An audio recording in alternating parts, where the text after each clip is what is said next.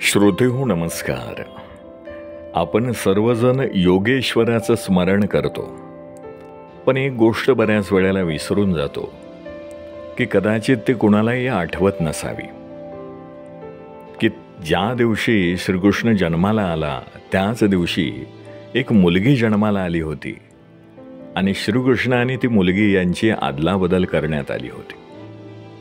कृष्णाचं आयुष्य अनमोल होतं, पण ही मुलगी जणू त्याला जन्माला घालण्यासाठी जन्माला आली होती.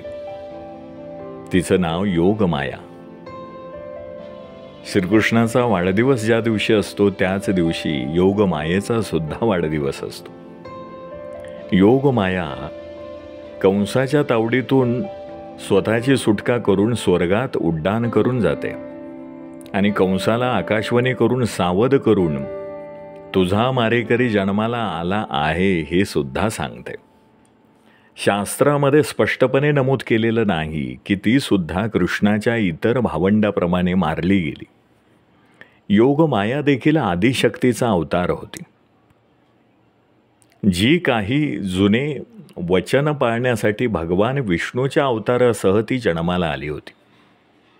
जेव्हा कंसाने तिचे पाय पकडले, तिला जमिनीवर फेकले, तेव्हा ती स्वर्गाच्या दिशेने उडाली आणि म्हणाली, कंसा, तुझ्या मारेकऱ्याने आधीच जन्म घेतलेला आहे.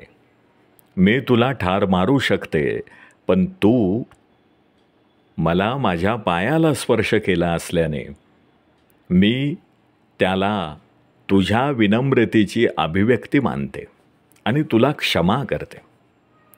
कृष्णाचा जन्म रात्रीच्या अंधारामध्ये झाला होता, कारागृहाच्या बंदिस्त जागेमध्ये झाला होता. तथापि त्याच्या जन्माच्या क्षणी सर्व रक्षक झोपले, साखळ्या तुटल्या, बंद केलेले दरवाजे हळुवारपणे उघडले. त्याप्रमाणे कृष्ण म्हणजे चेतना, श्रीकृष्ण म्हणजे जागरूकता. आपल्या अंतःकरणात जन्म घेताच सर्व अंधकार, ज्याला नकारात्मकता म्हणतात, तो सर्व नकारात्मक किंवा अंधकार नाहीसा होतो.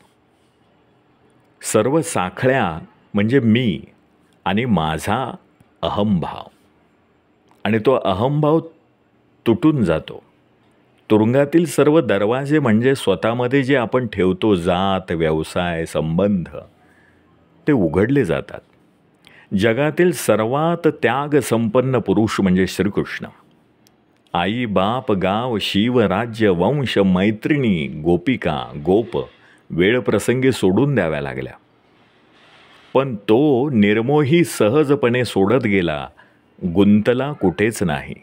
नॉन जजमेंट होणं मी त्याच्याकडून शिकतोय आणि ते योग मायेपासून, श्रीकृष्णापासून हेच शिकतोय की गुंतू नका, कार्य करत राहा.